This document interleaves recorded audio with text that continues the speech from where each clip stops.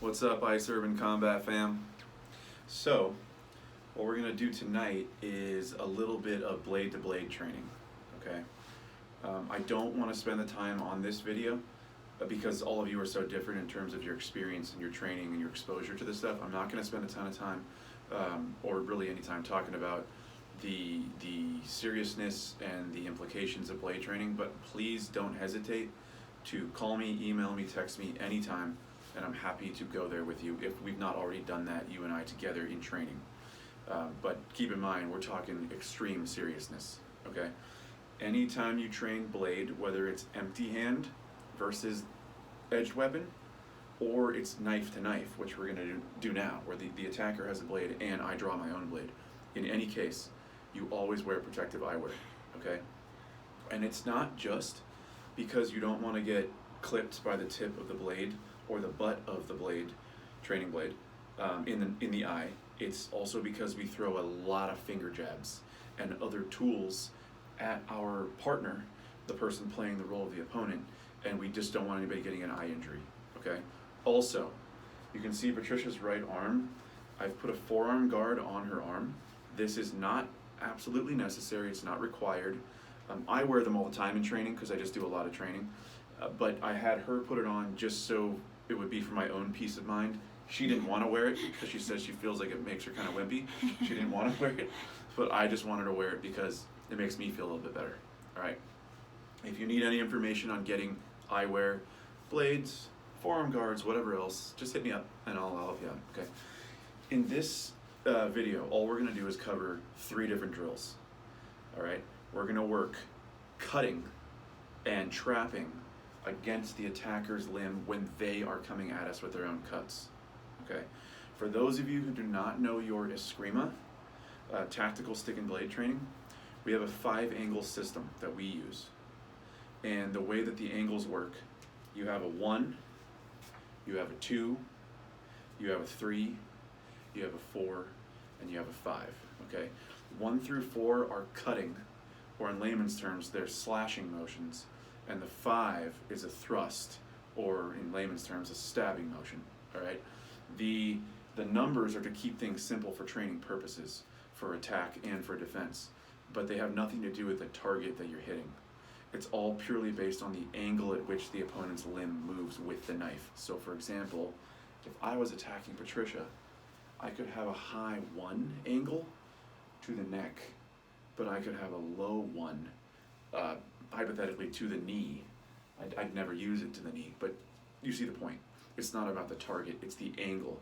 So 1 and 2 are essentially the opposing ends of an X. The 3 and 4 move parallel to the floor at whatever height, and the 5 is the thrust, high or low. Usually the 5 goes low because most people when they're attacking are trying to get into your organs with the knife, okay? So, she's gonna be my feeder, the person playing the role of the attacker, and I'm gonna respond with just some very basic, simple drills. I'm gonna have Patricia give me an angle 1 toward my neck, okay? So there's, show the attack a few times.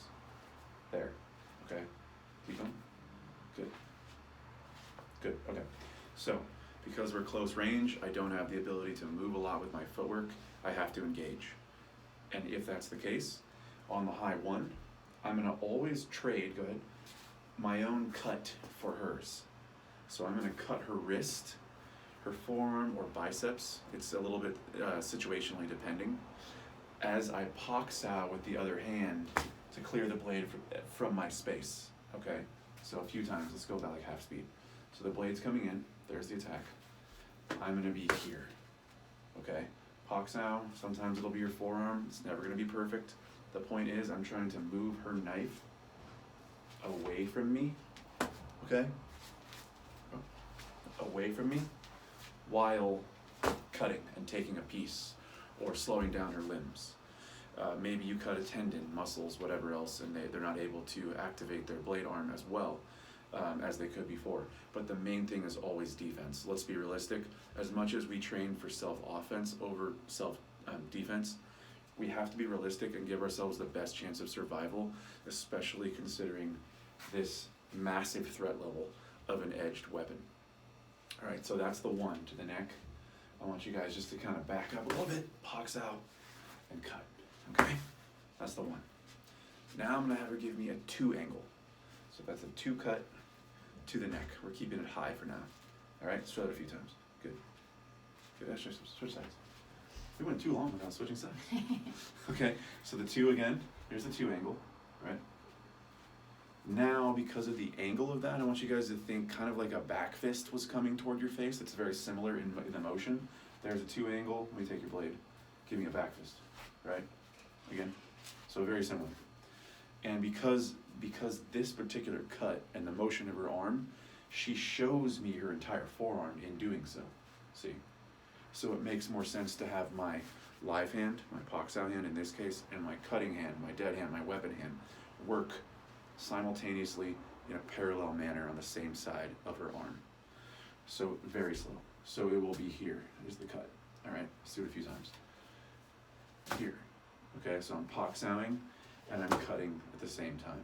Let's do what I'm saying. That one. Right, so there's her cut, her 2. Good, a few times. Okay, and my response. Pox out, try to get your arm in there. Yeah, so pox out and cut a few times. Here, keep on. Here, right? You want to cut and you want to defend or smother or stall with pox out. You want to do those things at the same time, but keep in mind you also don't want to cut yourself. Okay, and it's very easy to get into this rhythm in your training where you forget that you're trying to train for actual real life, but in training you have a rubber or hard plastic knife. Always have the mentality that you're carrying sharpened metal, and so are they, and so you want to be very concise, you want to be very precise. If I cut off my own thumb or dice up my own hand, I'm not helping myself win this altercation. All right, so those are 2 drills where she gives me the 1, right? And the response to that, pox out and cut where the hands kind of cross over each other. She gives me the 2, right? And the response, pox out and cut where the hands move on the same side of her arm. Again, here. Okay. The 3rd drill, and we're keeping this super basic. Doesn't mean it's easy. I don't mean that it's easy. It's just, it's simple and it's basic, but it's not easy. Now she's gonna give me 2 strikes. She's gonna give me the 1 and the 2, all right? And we're gonna go assume based on the premise that she gives me the 1, I pox out, I cut, but she's still alive. That knife is alive. It's flowing, it's moving, it's going, okay? And so off of that, I'm here. I have to get, let's do that again, sorry, I moved a little too, right? I'm here. And off of that, she's going 2, I've got to cut again and pox out again. Okay, so let's do some. Does it mean that I'm waiting for it? Hell no, of course not, okay? In the drill though, keep it simple. This is not a free flow, total chaos drill. It's a mechanical drill. I'm trying to learn, okay, on the 1, on the 2, working my tools. All right, so think of it that way. She gives me the 1, okay, and the 2. That's the feed. It's gonna be interrupted because I'm gonna move. On her 1, I'm gonna cut and pox out. My hands, right after I cut and pox out, watch, go back. Super slow motion. As she's retracting her hand, my hands come back to my working area because I'm gonna need them. I'm gonna need them. Offensively, defensively, for everything. And so right off of my cut here, look, stay there. She's back, my hands are back, and then they're ready to handle her 2 angle. Okay, again, so the 1, I cut, I pox out. The 2, I cut and I pox out.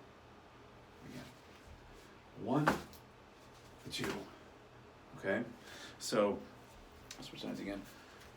Something also to think about is don't worry about being perfect, because I can tell you right now when it comes to blade training, either blade to blade or empty hand to blade, it doesn't matter how long you've been training or how well experienced you are, you're going to make a lot of mistakes.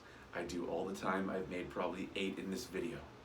Okay, so again, if anybody has any questions, legal or whatever else, follow-up questions regarding the video, please hit me up. Text, call, email, whatever else, social media, you got it. And I hope you guys all stay safe and stay sane, and we look forward to training with you soon.